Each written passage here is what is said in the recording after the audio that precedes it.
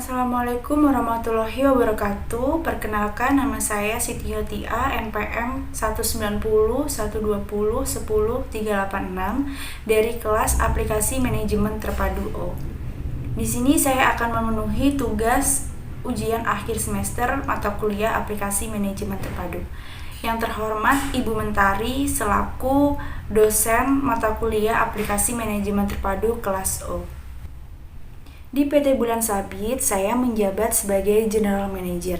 PT Bulan Sabit merupakan perusahaan yang bergerak di bidang makanan dan minuman atau F&B. Perusahaan ini telah melakukan ekspansi bisnisnya ke 3 pulau besar di Indonesia, yaitu Sumatera, Kalimantan, dan Sulawesi.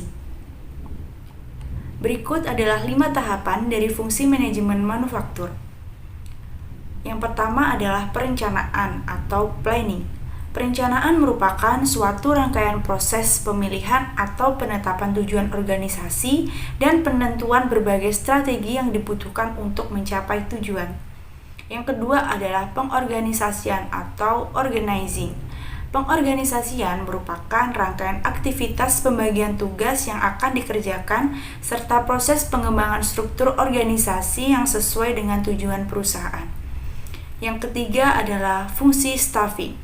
Staffing merupakan fungsi yang hampir sama dengan organizing, di mana pada intinya fungsi ini bertujuan untuk menempatkan sumber daya perusahaan di tempat yang paling tepat sesuai dengan bidang keahliannya. Namun, pada fungsi staffing juga tidak hanya masalah tenaga kerja saja, melainkan seluruh sumber daya dalam perusahaan tersebut, termasuk peralatan, inventaris, maupun sumber daya lainnya. Yang keempat adalah fungsi coordinating atau koordinasi. Fungsi ini merupakan fungsi dengan tujuan mengarahkan atau mengendalikan agar dapat meningkatkan keefektifan dan juga efisiensi kerja agar lebih maksimal. Yang kelima adalah pengawasan. Tujuan dari fungsi ini adalah untuk menilai pekerjaan yang telah dilakukan oleh semua SDM yang ada di suatu perusahaan dan untuk menentukan kualitas layanan dan produk yang dihasilkan perusahaan berjalan dengan baik atau tidak. Di sini saya akan menjelaskan aplikasi yang ada di Odoo. Di sini ada aplikasi penjualan, akuntansi, inventaris, dan pembelian. Nah, di sini kita tinggal memilih dan ini langsung klik lanjutkan.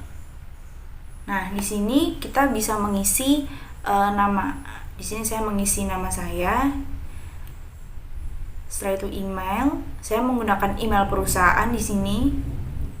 Nama perusahaan dan mengisi skala perusahaan juga. Nomor telepon. Di sini saya menggunakan bahasa Inggris. Nah, selanjutnya memilih mulai sekarang. Nah, di sini ada tampilan seperti ini, tinggal kita tunggu aja. Nah, setelah muncul tampilan seperti ini, pertama-tama kita klik inventory atau persediaan. Nah, setelah klik inventory akan muncul tampilan seperti ini. Nah, di sini nanti langsung klik di sini ada produk untuk menambahkan produk. Nah, di sini tadi saya udah memasukkan 19 produk.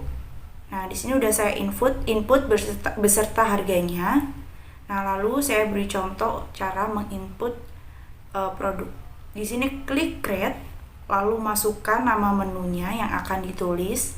Di sini saya mencoba menulis wedang jahe susu. Nah, di sini can be sold, jadi dapat dijual. Kita klik dapat dijual. Setelah itu klik harganya juga di sini. Nah, di harga ini tuh udah termasuk pajaknya ya 10% nih. Ditampilkan pajaknya 10% yaitu 5.500 dan di sini modalnya tertulis 3.000. Setelah itu, setelah terisi semua, kita klik save. Nah, ini udah selesai, udah kita save. Tampilannya seperti ini. Lalu kita kembali ke inventory. Kita cek produk yang barusan kita input apakah sudah ada di daftar menunya wedang jahe susu yang tadi kita input. Nah, setelah itu setelah kita ke inventory, kita masuk ke sales atau penjualan. Kita klik sales. Nah, di sini tadi saya sudah melakukan beberapa penjualan. Di sini ada Anissa, Iqbal, dan Nia. Nah, di sini saya contohkan cara penjualan atau pembelian. Nah, di sini kita klik nama customer. Sini saya beri contoh Anissa. Dan selanjutnya kita add produk. Add produk ini itu produk yang akan dibeli oleh customer.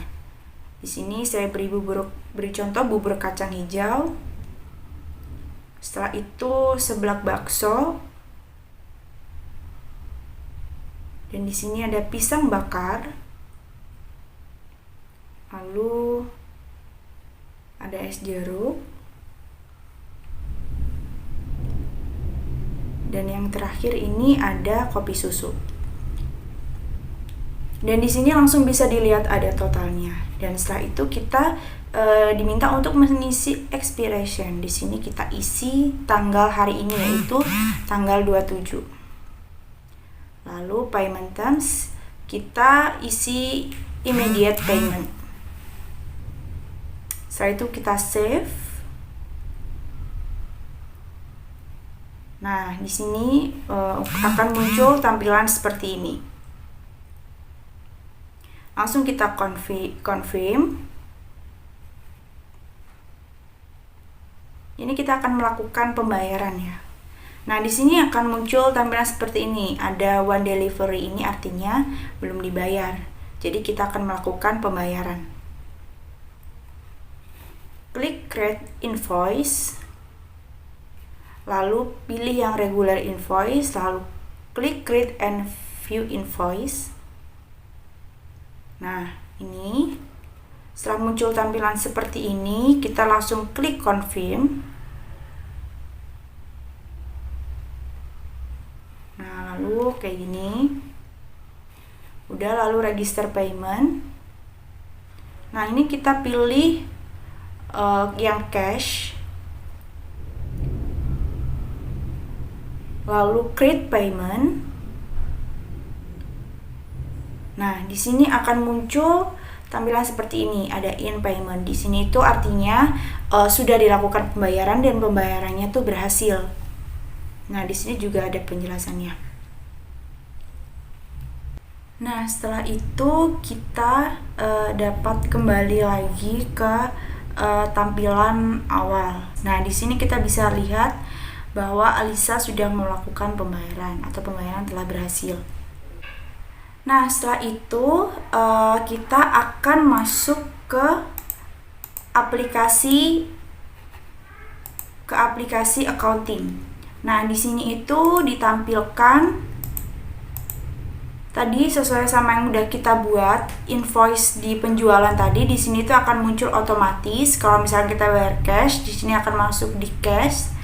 Nah, di sini juga udah ada jumlahnya yaitu 59.400 yang membayar secara cash. Nah, selanjutnya di sini juga bisa dilihat yang membayar menggunakan bank. Nah, di sini totalnya adalah 38.500. Dan di sini kebetulan tidak ada yang membayar secara kredit. Jadi di sini totalnya adalah Rp0. Dan selain itu di Odoo ini juga cukup lengkap. Kita bisa melihat laporan laba rugi, saldo, neraca, atau buku besar juga. Nah, di sini saya coba lihatkan profit and loss atau laba rugi. Nah, di sini udah cukup jelas ada income-nya. Di sini total income-nya adalah 89.000. Dan net profitnya adalah 89.000. Di sini cukup jelas. Dan yang ini adalah saldo.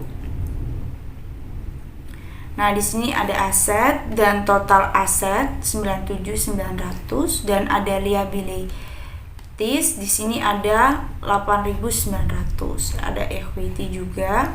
Dan di sini liabilities dan equity-nya jumlahnya adalah 97.900. Dan selanjutnya di sini ada executive summary. Jadi kita bisa melihat summary perusahaan kita. Perusahaan kita ini tuh termasuk perusahaan yang sehat atau tidak. Di sini ada total profitability yaitu 89.000 dan di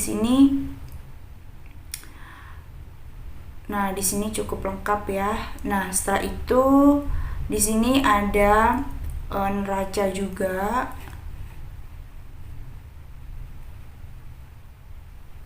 Nah, di sini ada neraca, ada debit, ada kredit. Dan menurut saya O2O ini tuh cukup lengkap tampilannya atau fitur-fiturnya itu cukup lengkap. Dan di sini saya sebagai General Manager perusahaan PT Bulan Sabit sudah menjelaskan tentang inventory, penjualan, dan accounting di perusahaan PT Bulan Sabit. Terima kasih. Sekian dari saya. Wassalamualaikum warahmatullahi wabarakatuh.